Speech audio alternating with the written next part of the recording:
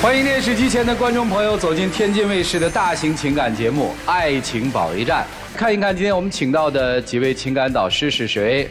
他们是阳春科技的创始人张春卫张老师，欢迎张老师；情感导师严品红老师，欢迎严老师；情感导师莎娜老师，欢迎莎娜老师；情感导师曲伟老师，欢迎曲伟老师。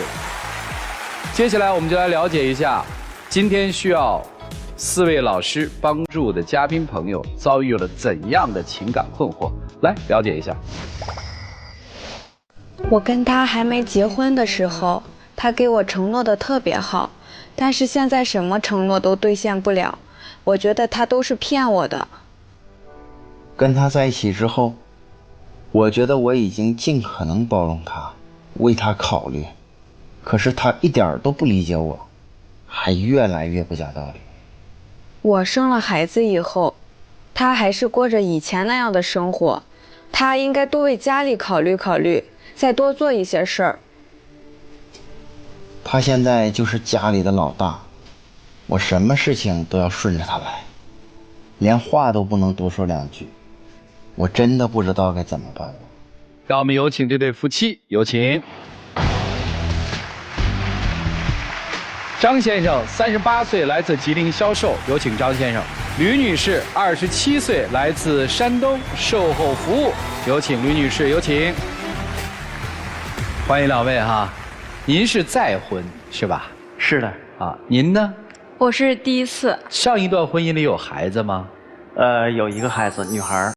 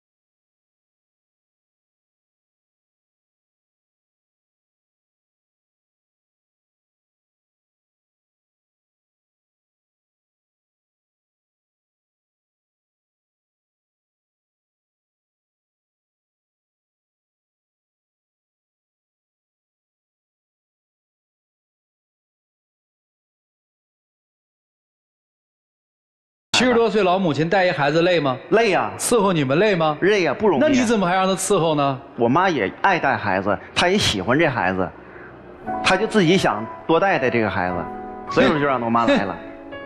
行吧，当是这么着吧。我当时吧，我是坚决反对的。咱这事儿翻篇吧，我已经听不下去了，知道吗？因为我觉得吧，我就不想跟老人住一块儿。就老人吧，就很多生活方式就不一样。他也是照看孩子，他也不容易，你怎么能那么说？你就说你妈把那隔夜饭菜老往冰箱里放，好几天的隔夜饭菜了，现在还在冰箱里面。为什么老有隔夜饭菜啊？他就是不舍得吃，为什么老有隔夜饭菜啊？他不舍得扔，老往冰箱里放。你不能扔啊！我扔了吧，老人吧，他就老说这说那，然后他又拿回来又放冰箱里面了。你要扔到垃圾桶里，他怎么拿回来？你告诉我。反正老人，你们家吃完饭之后谁洗碗？肯定不是你。谁收拾桌子？肯定不是你。是我没洗。那肯定是啊，你洗你马上就给他收拾掉了，不这太不通人情了吧？你们俩。但是这一点我也跟老人说了，但是他一直往冰箱放。那是你婆婆，你跟他说什么呀？我跟他说让他别往冰箱里放了。人家给你带孩子，你还不满足，还怎么着啊？你是不是应该心存感激的说，妈，你真不容易啊！我是觉得他不容易，但是我是不想跟老人住一块儿。你就是嘴里说不容易，你哪觉得他不容易了？这件事儿咱别说了，行吗？你答应人家了？我之前是说请了个保姆，那今年这不是咱们收入都受影响，然后我说这个咱们节省点开支吧。所以算盘就打在你妈身上了吗？咱别口口声声的说对自己有利的，有意思吗？那他结婚之前跟我承诺的特别好，那我才生这个孩子的。你信呐？那我当时就相信他了。你不生孩子啊？这孩子是他的。因为我觉得我特别小，现在我还没打算生孩子呢。然后他说给我请个保姆。没打算生，谁让你生啊？他想要孩子才生的吗？活该，你听他的呀。行，孩子事儿咱先翻篇。第一件事儿是家庭常有的事儿，婆婆含辛茹苦、好心好意的带孩子，没落着好，还落了一身的埋怨，因为这个夫妻之间产生了冲突，这事儿我们见多了。还有什么累的？他吧，就是跟我承诺特别多，都没有做到。我觉得我被骗了。结婚之前的时候，他说咱们结了婚以后买房子，还买个大房子，让我和宝宝住个大房子。那现在房子呢？房子还没买了，又把钱借给他朋友了。那我借给朋友有什么不对？我也跟你商量了。你商量了是商量，但是我是不同意的呀。把钱借给你朋友，咱们什么时候买房子？你让我和宝宝怎么生活呀？让我俩住哪？一直住在出租屋里吗？他会还给咱们的，还给咱们就买房。什么时候才还呀？那很快，他用完了，他就会还呢。很快是什么时候呀？再说买房这个事儿，你都怪我吗？当时买房的时候一直买，你一直挑，一直说这个不合适，那个不合适，选来选去。那不是一直在看吗？一直就没买成，没买成，刚好朋友要用钱，我就把钱借给他了。这有什么问题呀？有问题。他借钱我不借啊。我是这个问题挺大的。这钱原来是用来买房子的，对吗？是。房子买了吗？没买。什么样的朋友啊？我10几年的一个。什么样的朋友让你能把家都舍了为他呀？这事儿你觉得合适吗？救急嘛。救什么急啊？钱还了吗？借了几个月了呀？他很快就会还。很快是说多久啊？您打借条了吗？万一这朋友卷款跑了呢？这种事儿生活里还少了吗？您这38岁了，就这思维能力啊？所以我就觉得他一直在骗我。人家说这个朋友借钱意思一下就叫救急了，我没听说过哪位把所有自己家里的所有财产全部都借给别人，说自己不过日子了。所以我就觉得他骗我的。他也不是骗你，别老口口声声的说虚。你们就成年人，咱把问题说清楚嘛。等于买房子的钱又被他借走了，是吧？对。什么时候还也不知道，对吧？行，接着往下说。他说我不喜欢女孩，我一直都很喜欢。他就重男轻女。哪有重男轻女啊？他之前有一个女儿，然后现在看我生了个女孩吧。我刚从产房里出来的时候，我就看他满脸都不高兴，因为我们之前快逛街嘛。满脸的不高兴。然后他看见人家男孩，他就特别开心。哪有满脸的不高兴？还过去逗逗人家。我哪有满脸不高兴？你生完之后，我就忙前忙后的，我照顾你，照顾小宝宝。但是别人家老公也是照顾老婆照顾孩子，人家也是很高兴，没有像你那样面无表情。我应该做出什么表情我才是表情啊？就是因为我生了个女孩，你就不开心。那都是你想的，你都是臆想的，就是无理取闹，每天都跟我说这些事儿。哎，你根本就是在无理取闹。生个女儿你开心吗？我开心呀。我没看你笑啊，今天。我就觉得我天天特别委屈，我就每天你说孩子喂奶是不是我在喂？给孩子换尿布是不是我在换？给孩子拍嗝是不是这工作我来干的这活？那你是爸爸，你不应该做吗？我是应该做，所以你说的都不成立啊，都是你在说。如果我要生男孩，你肯定特别开心。不是，我倒问一句，那妈妈该做什么呀？看孩子喂奶呗。妈妈就只管喂奶，晚上的时候我要是有一次起不来，拳打脚踢的就踹我掐我，然后又说我打呼噜，又说我叫大，那我为啥你不知道吗？那2个月前，当时鼻子做了一个小手术，他就问我，他说你要不要照顾啊？我说不用。他说他想家了，1年多没回家。我说那就回家吧，看看父母。你这件事情你还说？然后他就真回去了。你知道我是做手术啊，我自己那身边的病房里都有人家属，都有亲人在身边。我当时我已经问过他，他说不需要我。那是因为你说你想家，我心疼你。那晚上这件事你还拿出来说，你有心疼我吗？他动手术之前，我就问他了，我说那你动手术的时候，那我陪你吧，我照顾你吧。他说不用，他说你带孩子就行。我刚生完孩子，我觉得我身体还没恢复好呢，我也腰疼，我也腿疼，那我就带着孩子回我爸妈呢，顺便看看我爸妈，让我爸妈帮我看看孩子怎么了。你说不需要我的呀？那是因为我理解你，我也希望你能理解我。你别晚上我要稍微起不来，拳打脚剔。我要是能喂奶，我根本我都不用你，我惹不起你啊。你说我要不踢你不掐你，你能起来吗？那孩子在那哇哇的哭，你在那呼呼的打呼噜睡大觉。哪个男的不打呼噜？你问主持人他打呼噜吗？我还真不打呼噜。再说我打不打呼噜跟你有什么关系啊？你们俩为打呼噜都要那个，你们就别过了。不是说打呼噜不打呼噜，他就不照顾孩子。还有什么呀？你们往下说。特别不好伺候。最近不是去上班了吗？找了个工作，每天回来跟我说我累啊，我今天走了好多路。我说累，那我都照顾你吧。他说给我打点洗脚水吧，咱把洗脚水打来了。打来我一看那样子，这也不想自己洗的意思啊，我就给他洗脚。洗完了之后又是腰不舒服。那别人家老公也是那样做的。我都给他再捶背。啊，吃水果又说不能吃凉的，那咱就吃热的吧。我把苹果再给蒸熟了，再给端上去。你还有啥不满足？那还不是因为我生完孩子之后牙不好了吗？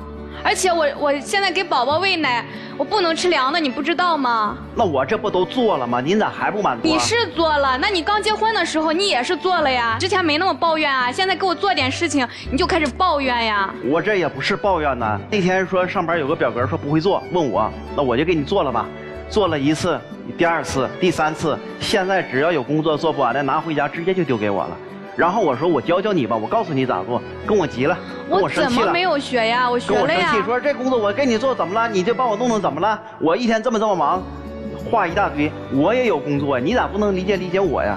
我白天要上班，晚上还要回家带孩子，那一个表格就几分钟，你帮我做了怎么了？就几分钟，你俩不爱学呀？我教你，我怎么没学了呀？哎，听到这一番，我觉得你们俩是绝配了。就是什么人找什么人，什么人治什么人。你愿意发自内心的给他洗吗？不洗不行啊。所以啊，那你告诉他，我说我不愿意给你洗啊，做人做的多虚伪啊，活该。你就配娶这样的，我觉得特别对。他治你就治对了，累吧？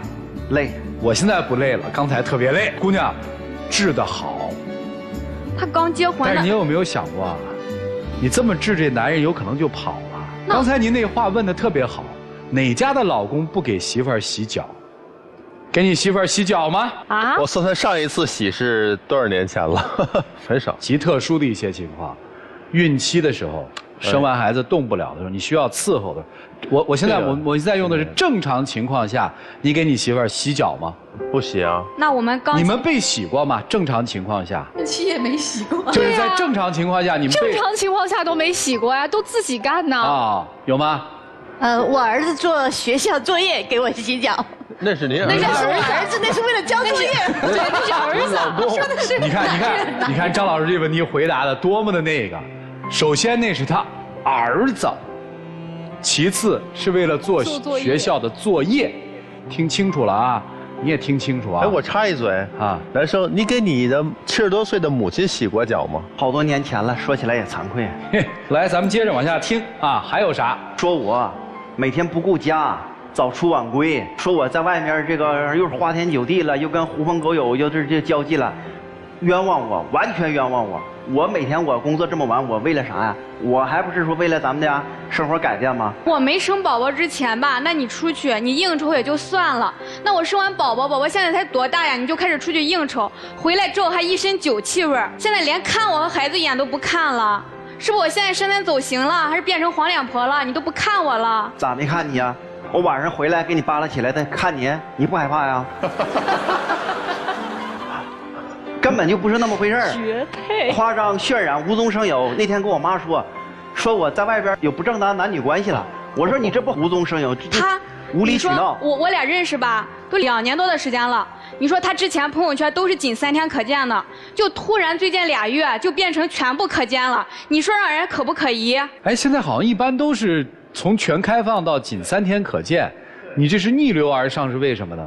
我还不是说让别人更了解我这个人，他才会买我们公司的产品。我是在做宣传和做推广，所以我让别人可见。那你说你头发咋回事？你看他头发，你看了吗？他头发现在都支棱起来了。他以前嘛从来都不注意形象，随便找个理发店就剪头发。你看现在头发做的，然后他现在也爱逛淘宝了，还爱买衣服了。衣橱里衣服现在慢慢都快比我都多了，还天天起来照镜子，打扮那么好看，给谁看的呀你？无中生有，无理取闹。我改变一下形象有什么问题啊？我改变一下形象，我有自信了，是不是？那你以前为什么没觉得让客户打扮打扮更能接受呀。我了，有什么问题呀？我把事业慢慢做起来了，咱家生活条件也改善了，你就是给你和变了孩子一个好生活，一点问题都没有，问题就出在你这儿。你跟以前就是不一样了。你现在就是在无理取闹，你就是说不像以前啥都不对那么爱我了，你就是变了。胡搅蛮缠。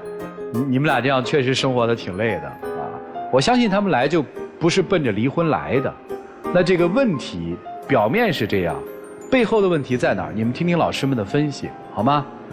一起进入丘比特问卷。你对气味特别敏感，他妈妈身上的味道，他身上的酒味，其实说明什么？你可能存在着一定程度的产后抑郁。你现在的这个焦虑，是因为你们的人际关系和家庭关系当中多了更多的东西，然后以及你重新进入职场的关系，还有他的职场在发生很多的改变。这个时候你就会发现，原来的小家庭的那种简单关系被打破了，因为你一下发现了这个产后带给你的是一个蜘蛛网一样的社会关系，如此纷繁的社会关系当中，他并没有陪着你进入，他没有对你的产后进行那种承诺的兑现，然后同时的话增加了婆母的关系，同时并没有意识到你的太太可能情绪上出了问题。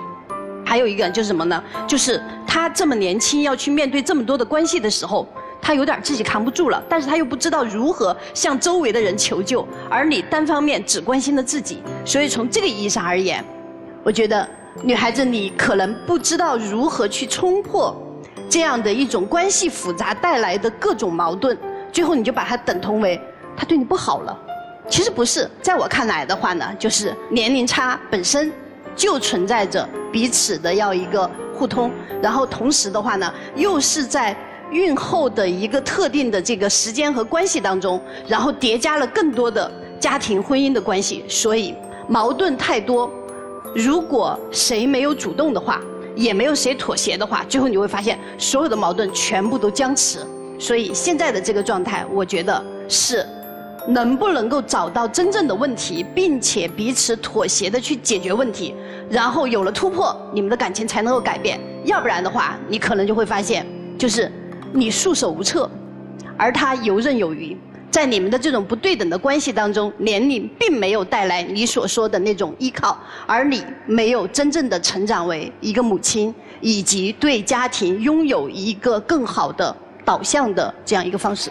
好，谢谢张老师。来，严老师，如果你真的是孝顺，希望能够祖孙3代在一起，无论你经济条件是什么样，跟我媳妇儿说好了，我妈不容易，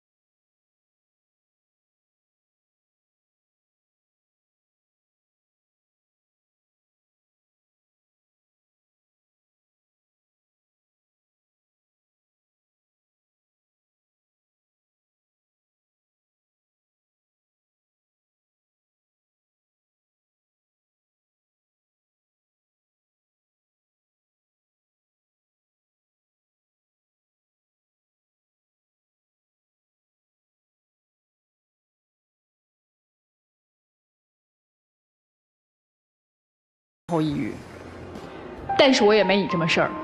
第一件事儿，安监控这个问题。我的孩子是阿姨在带，我连对我们家阿姨我都不好意思说，我来安个监控，你只能在这个范围活动，不许出这个范围。人与人之间最基本的尊重，你对一个陌生人都应该有的尊重，而你对你的婆婆却没有。而且你更过分，你居然能忍得下去，你妈妈得多伤心呐！那是我亲孙女，我能把她怎么着？你们还要监视着我来给你们带孩子，不知道感恩就算了，还要监视我。你不要拿产后抑郁说事儿，不要拿这个时候心情不好说事儿。没错，是有很多人产后抑郁非常严重，但是你再抑郁，做人基本的道德是应该有的。婆婆辛辛苦苦为你们带孩子，一句感谢的话不说，你做的每一件事儿都一定会扎在婆婆的心上，而你的婆婆对你只字未提。你之所以能够这么作这么闹，对你婆婆不尊重，就是因为你觉得你不平衡，因为你下嫁了，我小你11岁，你有过一段婚姻，我是大姑娘嫁给你，我又给你生了一个孩子，你就应该对我好。但是姑娘，我告诉你，无论是下嫁还是高攀，在你决定跟这个人结婚共赴前程的时候，你们两个人就从此平等了。如果你一直抱着我下嫁的这颗心跟他过日子，你永远得不到你内心的平衡。所以我劝你自己好好品品自己的人生，你到底想要什么？我不知道我的话说的重不重，我不知道你现在的情绪到底处在一个什么样的阶段。如果咱有病就去看病，如果没有病就别作了。谢谢。谢谢沙大老师。来，曲总，你的孩子很可爱，因为我刚才看到了。我在化妆间里头，我进去找衣服，然后呢，我就看到一个非常慈祥的一个老太太在摆弄一个小宝宝，小宝宝冲着镜子一直在笑，这个老太太一直在逗他笑。所以你看看你们俩就吵个架，老太太都得帮你们料理后事。如果没有这个老太太，你们估计都没法正常的生活。所以我希望你们两个呀，真是都应该跟老太太说一句对不起。你太不成熟了，你根本就没有从上一段那种感情当中得到教训，你不知道怎么去爱一个人。你最大的问题就是没有分寸感。你看啊，第一，对外朋友，你不知道怎么去交真正的朋友，怎么去帮助朋友。你把自己家里头买房的钱全给了这个朋友，这是社交的应有的尺度吗？你处理婆媳关系处理的是一塌糊涂，你居然能够允许自己的爱人在家里监控自己的老妈，工作上你去帮他去做，你这么是在帮他吗？明明是在害他。我不知道你这么去能爱一个女人的话，你上一段婚姻怎么失败？你不用解释，但你一定是没有从中吸取经验。你这么做使得他也不懂分寸，他比你小11岁，他希望找一个能够靠得住的，并且始终把自己捧在手心上的男人。你开始是这么做的，但是呢，你做的又不地道。你有抱怨吗？你站在这里趾高气扬的说我做到了这些，你还怎么样？所以所有人觉得问题都出在他身上，实则呢，根源在你这儿，明白吗？这个女生是被你宠坏了。宠跟爱的区别在于，爱这个人会让他越来越独立，越来越阳光，自己感觉到自己的人生得到最大化的一个价值体现。而宠呢，只能越来越让他贪得无厌，为所欲为，觉得你必须逆来顺受，以我为中心。所以说你这不是在害一个女人啊，对不对？所以说你这种爱是绝对不对的。希望你成熟起来，希望你能够甭管是做事儿还是做人都要有分寸，好不好？是这样。好，谢谢曲总。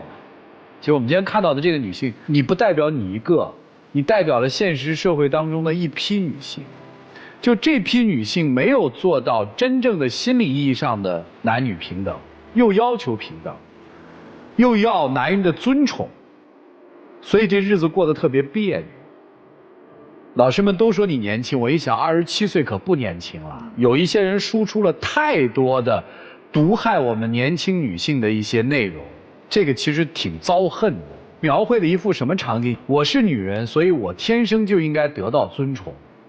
我是女人啊，我生一个孩子，你们男人生不了，我得多苦啊！你们这帮男人，我生孩子你们还不对我好，我怎么着？这个孩子这个生命体是不是你自己的呢？是不是你生命延续的一部分？凡此种种，你看难受吧？我的老公，什么叫对我好的老公？百依百顺呐，这才叫对我好的老公啊！你是信了这个了吧？生活里没有那么多应该应分的，所有能帮你的人，跟你有缘坐在一起的人，聊天的人，夫妻，其实都是情分啊，哪有什么应当应分啊？真实的人际交往是有争吵有欢笑，但是有一个前提，我们彼此尊重，不触及对方的底线，这不就夫妻吗？能互相体谅吗？能发自内心的想别人所想吗？你们夫妻俩考虑考虑，一起进入真情热水啊！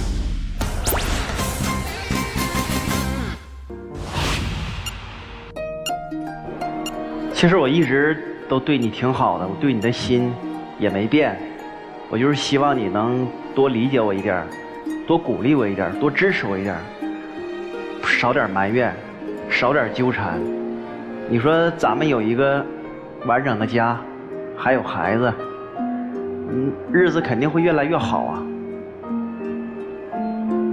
之前可能我做的不好，以后我会补偿你。刚刚我觉得老师们说的都挺对的，但是吧，至于我跟你的感情，我还是想考虑一下。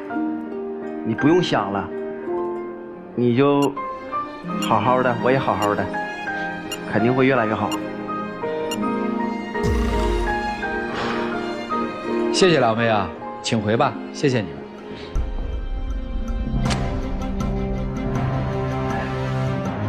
请关门。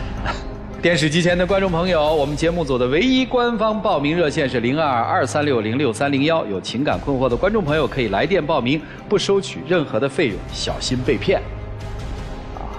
来看他们夫妻自己的选择吧，请开门。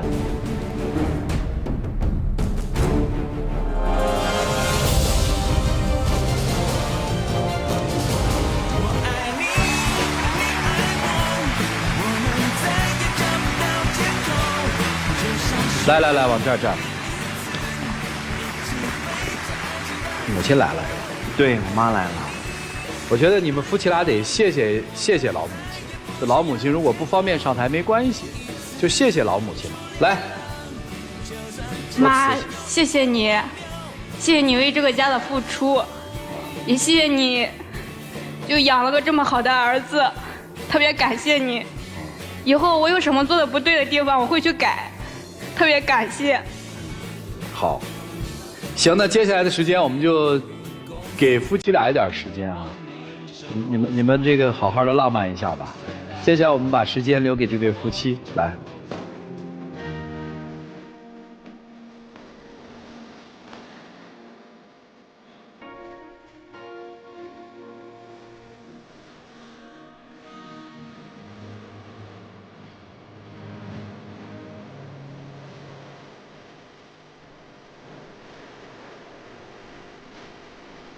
谢谢两位哈，祝你们幸福啊，两位，谢谢，请回。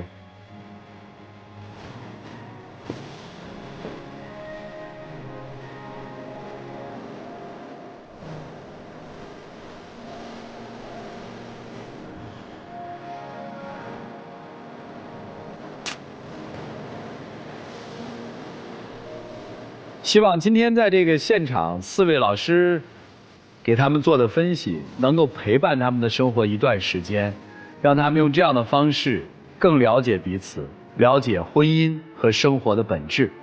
来了解下一对的基本情况，各位请看。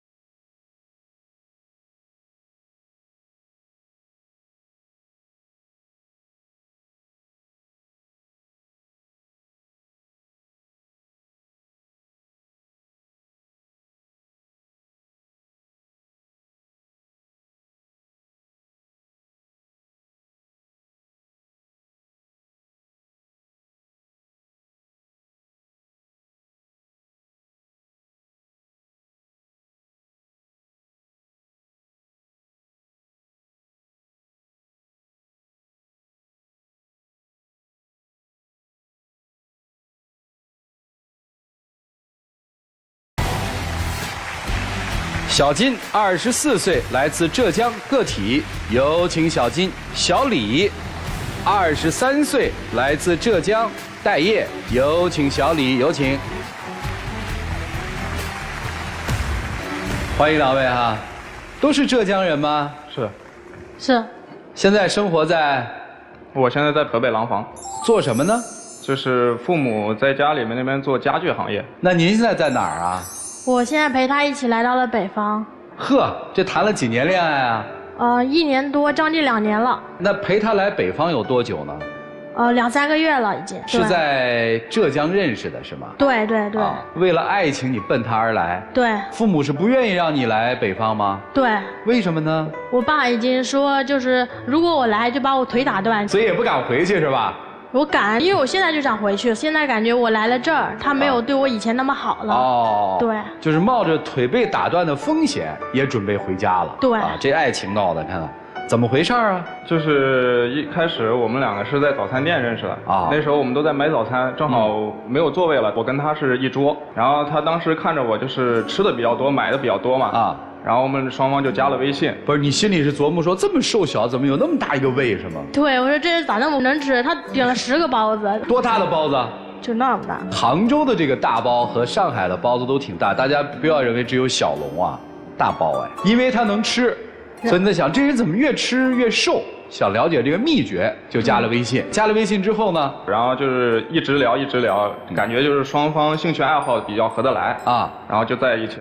相处一段时间，我就发现他的性格就是有点我行我素，不考虑后果啊，然后从来不考虑我的感受。这我们怎么理解呢？啊，举个例子吧。他经常就是跟他朋友在外面说我坏话。就有一次，他跟他朋友出去玩，我本来不同意他跟他朋友出去的，一开始也跟他说过了，但是他不听，然后他就偷偷出去了。出去之后，他回来跟我说，他朋友说让我们两个分手。为什么呢？就是我闺蜜嘛，她说，哎，你男朋友老是迟到。那为了你的未来考虑，我觉得他这个应该改这个毛病。但是为什么当天晚上你却跟我说你朋友跟你说的是让我跟你分手？我已经跟你说了改变，而且我也没有跟你分手，我只是给你提建议。那为什么你朋友不能当面跟我讲呢？那你是跟他谈恋爱吗？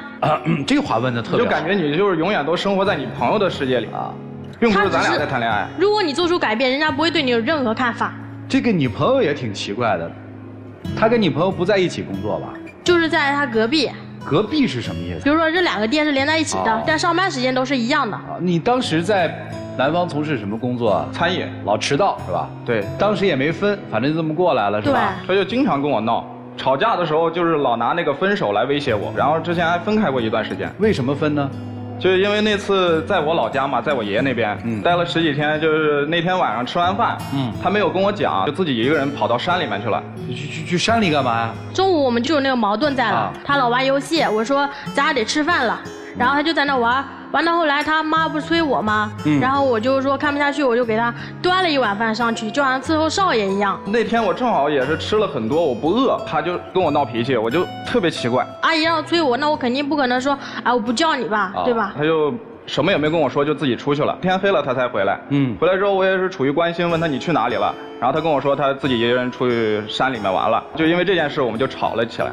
他特可笑，你知道吗？他说，哎，我担心你。我怎么你？他微信也不给我发，电话都没给我打一个。你先不跟我说的，为什么先让我跟你说呢？你担心，你不就嘴上说说吗？那你吃饭的时候你就在我旁边，为什么先让我来说呢？你都没行动，你还好意思说？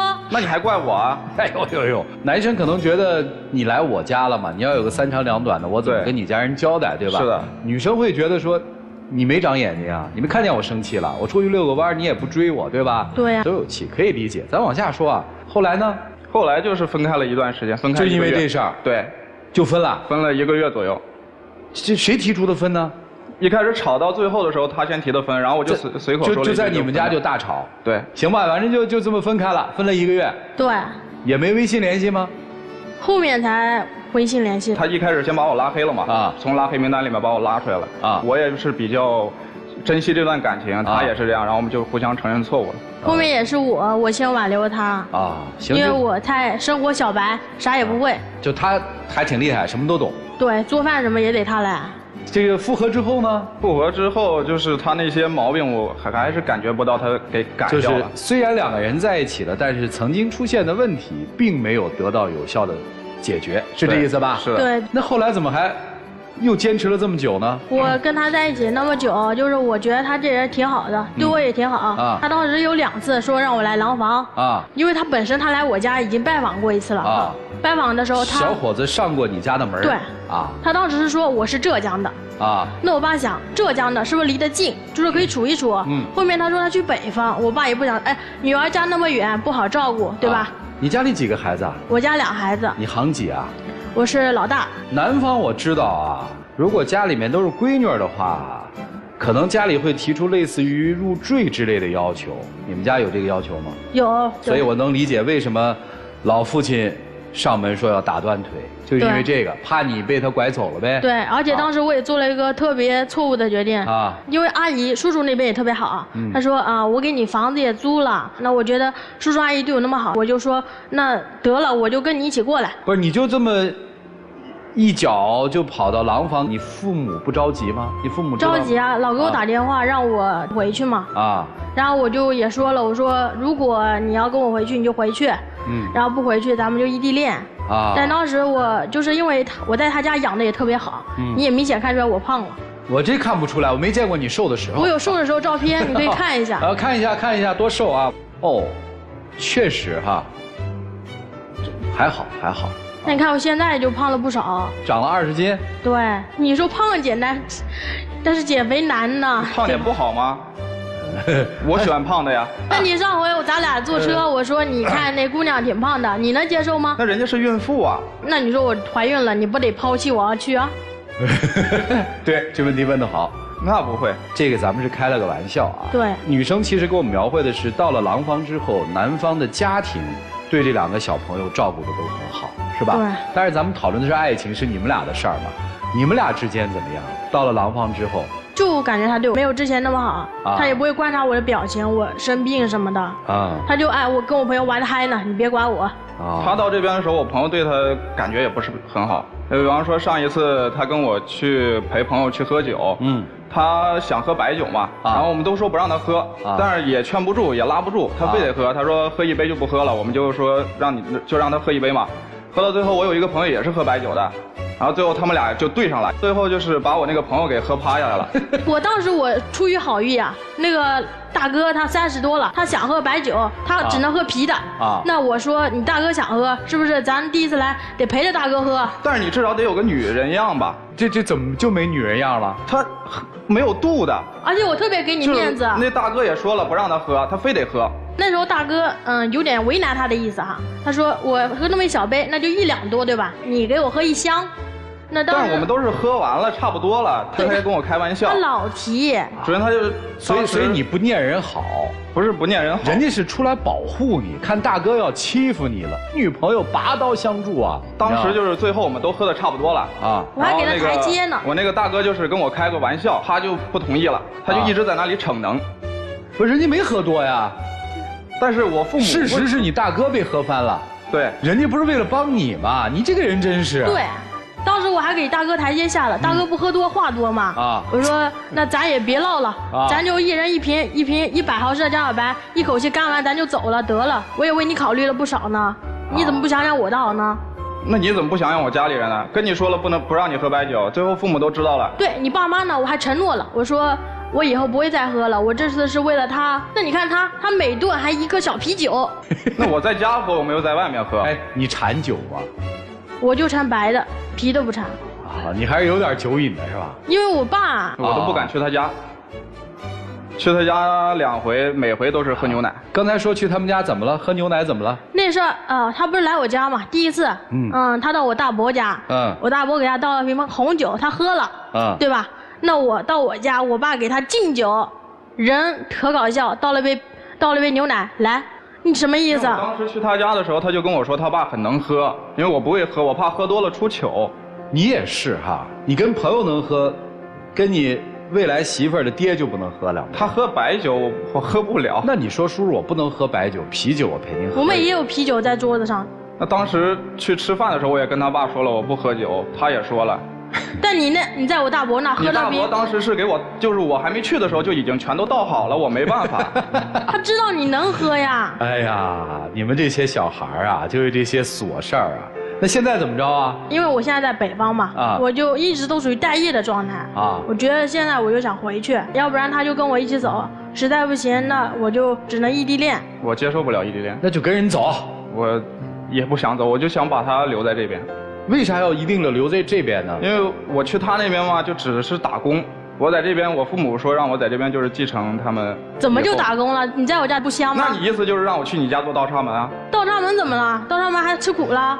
那我是个男的，我不要自尊的吗？那你现在努力奋斗，要让我当老板娘呗？我努力奋斗，你就不能陪我在这边努力奋斗吗？我就想回去，你要不回去，咱俩就分手。姑娘，其实，在来廊坊之前，你是有一个工作的，对吧？做什么呢？就是客服。是互联网客服吗？差不多。对。然后你是在饭店里打工。对。这不是挺好吗？都各自在打工，奔着自己的生活，不也状态挺好的吗？我觉得就是要出来磨练自己啊！啊，坚决不跟他走，对，坚决要走是吧？对，因为想磨练自己。对。但是你走的前提不是说我要分手，而是说我们异地恋呗。对，就2个选择，要不就跟我走，要不就异地恋。我不接受异地恋。那你就是说，只要他走你就分手呗？我也没说分手。那什么意思？你又不接受异地恋，又不接受跟人走。我就是想让他留在这边，能离开他吗？能，因为太失望了。失望了。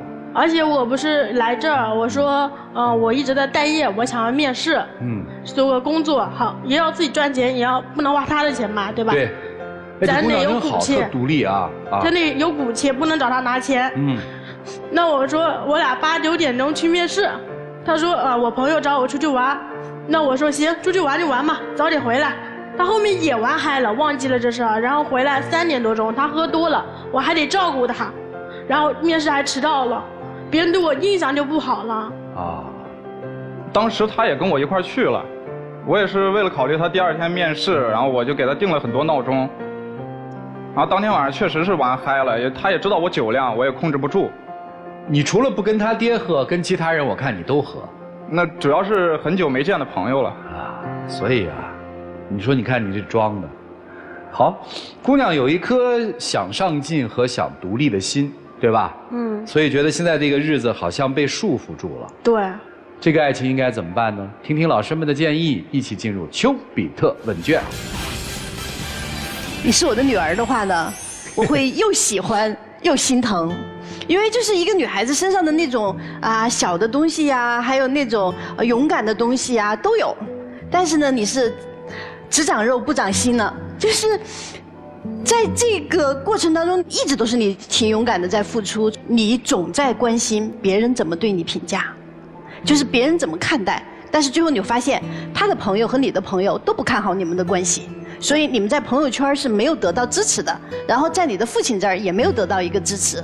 从这个意义上而言，你的勇敢显得孤立无援，所以你只有靠出走才能够赢得关注。但是赢得关注又怎么样呢？所以你们2人，我的建议是，能不能够从孩子变成一个有责任的人，成为一个独立的家庭的这样一个准备？显然从目前来看，大家还在自己的小算计当中想着自己的那一份勇敢和固执，但是仅有勇敢，仅有固执是不足以进入爱情的。好，谢谢春薇老师。女生听起来今天是有小勇气的。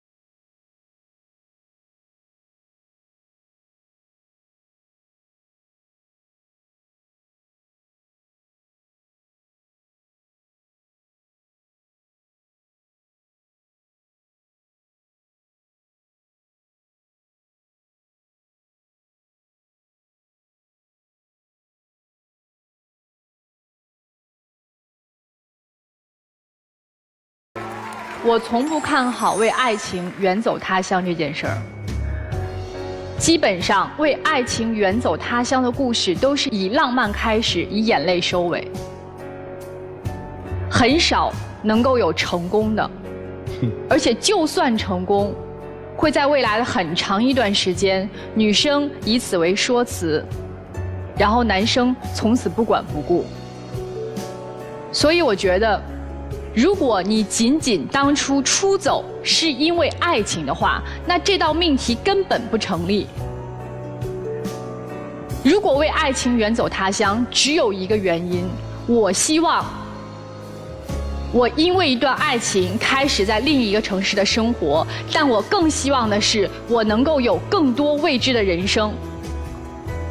我爱这个人，但我爱的更多的是我可以打开更多的世界。所以你当时跟着他来到这个廊坊，抱的就是我为了感动你，我为了能够让你对我更好，所以我跟你来了。你根本没想过来到廊坊之后你的人生该怎么过。感动只是一时的，而你们两个人又是什么样的人？你们两个人是吃不了苦，再加上不够爱对方。很简单，现在为什么要闹着回去啊？因为在这受不了了，饭吃不惯，生活过不惯，回家享福啊。你说什么自己找工作啊，然后为了这个希望自己能够独立，能够打拼，但都只是嘴上说说而已。没有，你如果真的要是能够做到我完全自己独立的话，你的那一次面试就一定不会迟到。所以我说你们两个人都是吃不了苦，只会享受当下的福。对，在这边受不了了，所以要回家。你也一样，你干脆就离不开你爸妈，离不开在他们身边生活。当爱情和生活的魔力相撞的时候，你们两个人都会一致的选择向生活低头，那么这段爱情也就此打住。所以吃不了生活的苦，又不够足够爱对方，然后还要为爱情远走他乡，那最后的结局谁都可以看得见啊。所以不要后悔，也不要觉得惋惜，因为这都是你们人生自己的选择。谢谢。好，谢谢沙娜老师。通常在异地恋中啊，就是大家会问很多的问题，到底是应该是女投奔男呢，还是男投奔女？但大多数情况都是女生选择了投奔，因为其实在这个问题上，男生的选择通常会更理性，女生会更感性。但是感性选择的背后是一种依托心理。女生到了男生所在地，那你所有的事情都要围绕我转，你要把我对我的感情、我的感受放在第一位。但恰恰这个男生是无法承受这一些的，因为你把他养胖了，把他伺候好了，租房子那全都是你利用了自己父母的关系，而不是你没有拿出真心去投入到这个女孩身上，你在关注着喝酒跟朋友的交际，对不对？包括她的事业，包括她心里的诉求，你都没有照顾到，因此这个女孩才选择回去。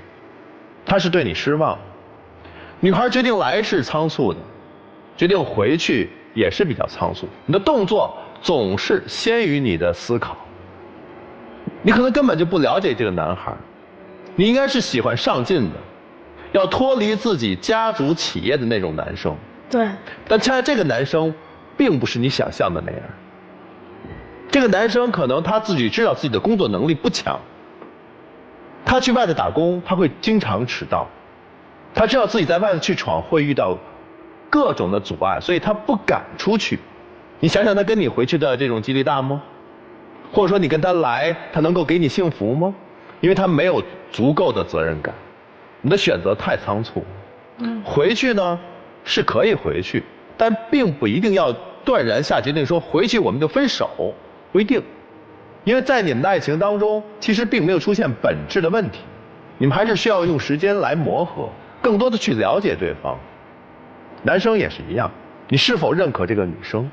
你其实骨子里并不认可她的生活的那种状态，以及她的父母。如果你真的足够的认可，你要给予他们足够的尊重。你不是不能喝酒的，对不对？人家老父亲敬你的酒，你居然拿牛奶来应对，你觉得你把他以及他的家人放在哪里呢？你没有足够的重视他这个女孩，也就是说你没有足够的爱她。我相信，如果说让我来判断的话，你断然不会再回到浙江。也就是说，他一旦回去，你们一定是分手的，对吧？但是我作为过来人，我觉得我劝你一句，你应该去。2点，第一，这个女孩也为你不顾家人、朋友、同事的这个阻拦来了，这份真情你感受到了。如果说你对这个女孩真是还有爱的话，你应该去，至少去证明一下自己之前的感情不是欺骗，对吧？第二，你之前的事业你是失败的，如果说你现在的事业你们家族没有撑起来，你能撑得起来吗？我相信你的父母是需要你去锻炼一下，然后再回来接替他们的事业，否则就你这样啊，自己也会把自己的家族的事业做败的。为了你的爱情，为了你的事业，我真的建议你跟着他回去，就这样。我告诉你要找个什么男人，你爹要说打断你的腿，他站出来说来，你先把我的腿打断。他敢带你私奔，他敢有这个勇气，有吗？去了家里连口酒都不敢喝，别那么怂，你是个男人，对吧？见到自己未来的岳父了，怎么着喝一杯？喝丢人呗！你让他知道你是个什么人。不说了，这么年轻，22、23岁，想分就分，想合就合，完全按照自己心里想法走，这才是你们做年轻人该有的东西。像个男人一样的活着啊！加油吧，孩子，一起进入真情60秒。其实在一起已经快2年了，之间的点点滴滴我都不想那么快的忘记。其实我就是想让你把你之前的那些性格改一下，不要那么冲动，做事情嘛就是考虑一下。然后你说的我也会去考虑，我会努力给你想要的生活。但是现在我感觉你让我有点失望。但如果说你陪我去南方，我可以为你改掉那些性子，慢慢改，慢慢磨。但如果说你的确不愿意跟我走，也不愿意去离开你的家，那我觉得其实没有什么必要。我考虑一下。而且再在一起就会觉得更加浪费时间。希望你可以理解我，也可以知道我什么感觉。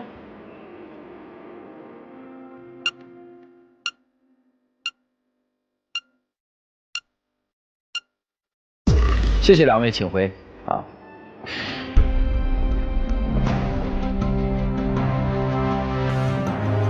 来，请关门啊，请开门。